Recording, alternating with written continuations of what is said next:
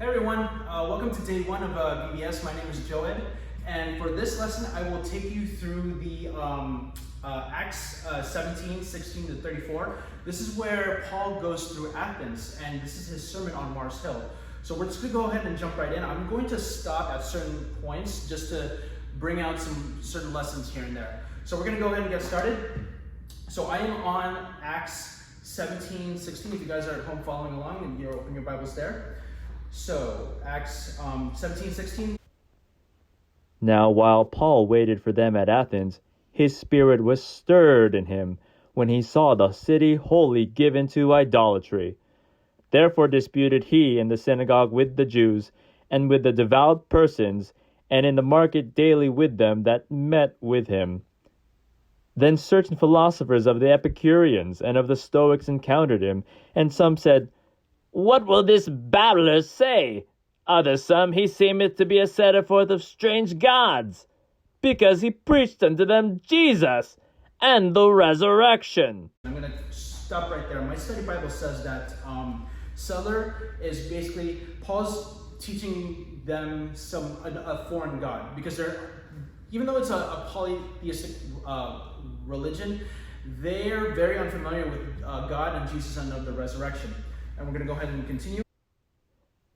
And they took him and brought him unto Areopagus, saying, "May we know what this new doctrine whereof thou speakest is? For thou bringest certain strange thing to our ears. We would know therefore what these things mean." For all the Athenians and strangers which were there spent their time in nothing else but either to tell or to hear some new thing. Then Paul stood in the midst of Mars Hill and said, "Ye men of Athens, I perceive that in all things ye are too superstitious. For as I passed by and beheld your devotions, I found an altar with this inscription, To the unknown God. Whom therefore ye ignorantly worship, him declare I unto you." Now I'm going to stop right there.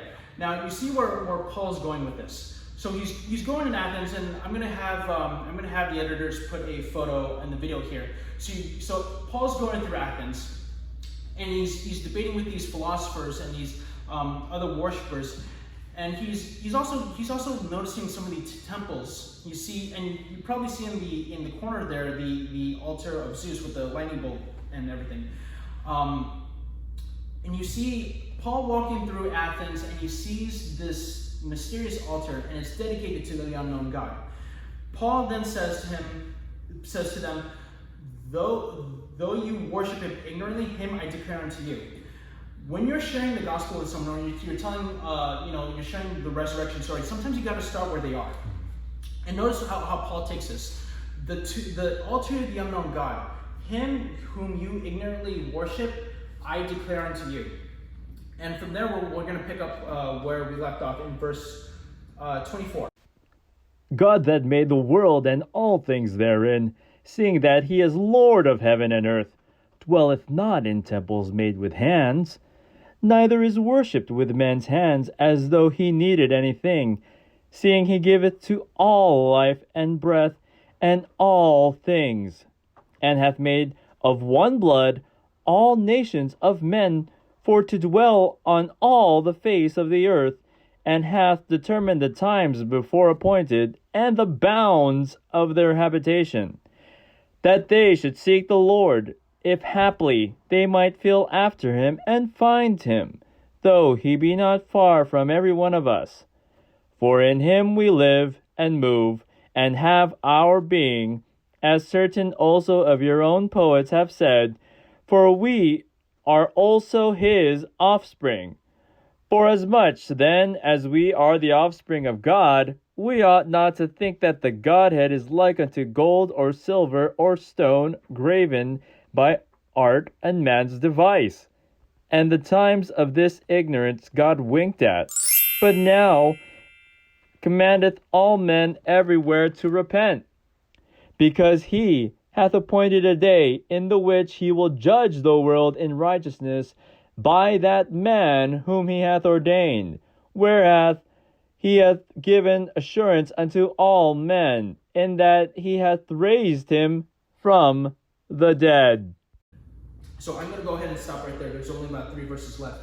So you see where Paul's going with this argument. He says to them, so that unknown God you guys have, he stands above all the other gods. And he makes this argument right here. We're all born in his image. And on top of that, even though he sits in heaven, he's not confined to heaven. He's not confined to like all these temples that you have built here.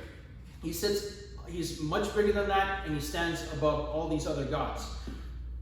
But as he mentions right here, he's not too far from any one of us. You know, God is a spirit. Sometimes he's in heaven, sometimes he's earth, wherever his good will allows. And let's see, there is one other thing I ought to point out here. We are also his offspring. Paul makes the argument that we are all born in God's image. It doesn't matter, you know, what race, creed you are. We are all born in his image. And so he then, at that point, brings the gospel. You know, before the resurrection, he winked at a man's sin, but now he commands everyone to repent. And as you see at the last 3 verses, I'm going to go ahead and pick it up there. And when they heard of the resurrection of the dead, some mocked, and others said, We will hear thee again of this matter. So Paul departed from among them. Howbeit certain men clave unto him, and believed, among the which was Dionysius, the Areopagite, and a woman named Damaris, and others with them. And then that's the end of the passage. So let me conclude with this. When you're sharing the gospel with other people, you're probably going to have 2 responses. Some are going to say yes, and some are going to say no. So you see right here, some of them didn't really take it seriously. I mean, who would? Like, you know, someone resurrected from the dead. But then you see here, there's other people that responded to the gospel, and Paul says he picked up like two people, Dionysius and Damaris. So yeah, you're gonna experience some rejection, but at the same time, you might end up picking up some other people as well. So try not to lose hope. You know, spread that seed around. You may end up saving someone, or you know, bringing them to Christ. And with that, I'll end there. Thank you guys for watching.